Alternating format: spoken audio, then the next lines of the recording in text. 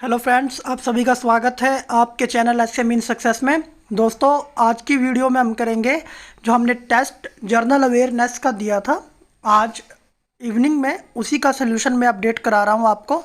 और किसी भी क्वेश्चन में आपको कोई डाउट है तो हमें कमेंट कर सकते हैं, या जो लाइव क्लास में उसमें हम जो लाइव क्लास हम करेंगे आप उसमें डिस्कस कर सकते हैं भाई। ओके, तो चलिए शुरुआत करते हैं। जो हमने आज मॉक टेस्ट प्रिपेयर किया था आपके लिए, आप सभी ने अच्छे रिस्पॉन्स दिए हैं। कुछ बच्चों के फुल मार्क्स भी हैं, कुछ बच्चों के मार्क्स काफ़ी ख़राब भी हैं, तो आप बच्चों को अपडेट कर लेना है, साथ के साथ अपनी तैयारी करती रहनी है। और कहीं भी कोई डाउट रहे तो हमसे ज़रूर पूछना है भाई। तो आपको ऐसे ही कंटिन्यू टेस्ट मिलते रहेंगे, धीरे धीरे हम टेस्ट में क्वेश्चन के नंबर्स भी बढ़ा देंगे। तो अभी एक बार रूटीन में आने के लिए आप जितने भी क्वेश्चन मिलते हैं उनको अच्छे से करें। तो चलिए देखते हैं टेस्ट को। पहला क्वेश्चन था भाई, कौन से संविधान संशोधन से समाजवादी शब्द को भारतीय संविधान के प्रस्तावना में जोड़ा गया। देखिए, एक बहुत ही महत्वपूर्ण अमेंडमेंट हुआ था, संविधान संशोधन हुआ था जिससे समाजवादी शब्द को जोड़ा गया था। और उस संशोधन में काफ़ी सारे बदलाव एक साथ किए गए थे, इसीलिए उस संशोधन को हम क्या बोलते हैं, मिनी कॉन्स्टिट्यूशन भी बोलते हैं। और वो कौन सा है, वो है 42 में। ठीक है, 42 अमेंडमेंट से क्या हुआ था भी, भारत की जो संविधान है उसकी प्रस्तावना में समाजवादी, धर्मनिरपेक्ष, अखंडता ऐसे वर्डों को जोड़ा गया था। ओके, तो ये आपको याद रखना है, काफ़ी इम्पोर्टेंट है। इसमें काफ़ी सारे बदलाव किए गए थे। इसको क्या बोला जाता है, मिनी कॉन्स्टिट्यूशन भी बोला जाता है। इसको क्या बोला जाता है, मिनी कॉन्स्टिट्यूशन, छोटा संविधान भी। ठीक है, तो ये बात आपको याद रखनी है। नेक्स्ट क्वेश्चन अभी हमारा, भारत में राष्ट्रपति तीनों सेनाओं का प्रमुख होता है, यह प्रावधान हमारे संविधान में कौन से देश से लिया गया है। ऑप्शन ए है ऑस्ट्रेलिया, बी है साउथ अफ्रीका, सी है अमेरिका, डी है आयरलैंड।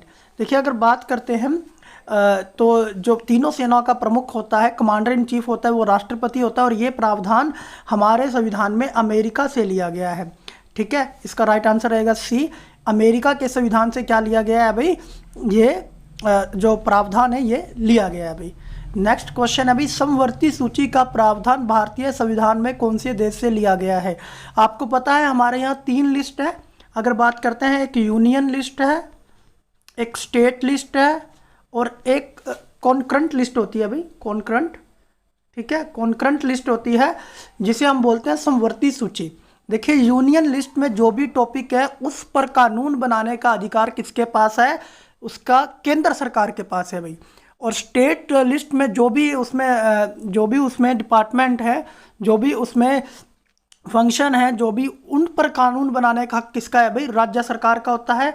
और जो विषय कॉन्करेंट या समवर्ती सूची में होते हैं उस पर कानून बनाने का अधिकार दोनों का है। तो इस तरीके से हमारे देश में कानून बनते हैं। स्टेट और सेंटर के बीच में उनकी जो शक्तियां हैं उनको विभाजित किया गया है विश्व के अकॉर्डिंग भाई। तो ये जो प्रावधान है ये भारत के संविधान में कहाँ से लिया गया अभी, ऑस्ट्रेलिया से लिया गया है। देखिए, अगर यहाँ पे मैं बात करता हूँ साउथ अफ्रीका से, देखिए साउथ अफ्रीका से हमारे देश में क्या लिया गया अभी, अमेंडमेंट।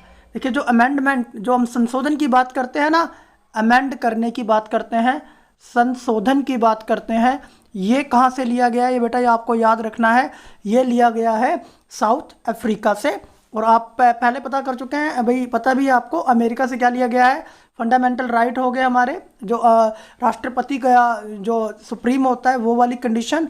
और आयरलैंड से जो नॉमिनेशन होते हैं जो मेंबर, उनको directive principle of state policy, नीति निर्देशांक, ये कहाँ से लिया गया भाई, आयरलैंड से लिया गया है।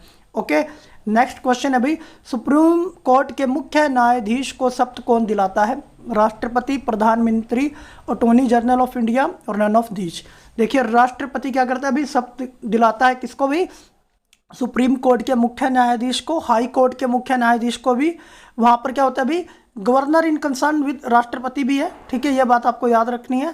प्रधानमंत्री को भी कौन दिलाता है, राष्ट्रपति दिलाता है। एजीआई हो गया, सीजीआई हो गया, इन सभी को, जो भी मेन जो कॉन्स्टिट्यूशनल बॉडी है उनके हेड को मैक्सिमम राष्ट्रपति द्वारा ही शपथ दिलाई जाती है भाई।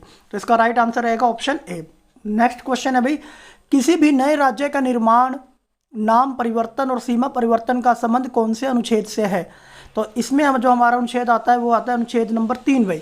अनुच्छेद नंबर 3 में सबसे पहले कोई भी राज्य का निर्माण या नाम परिवर्तन है उसके संबंध में कानून वहाँ पर बताया गया है।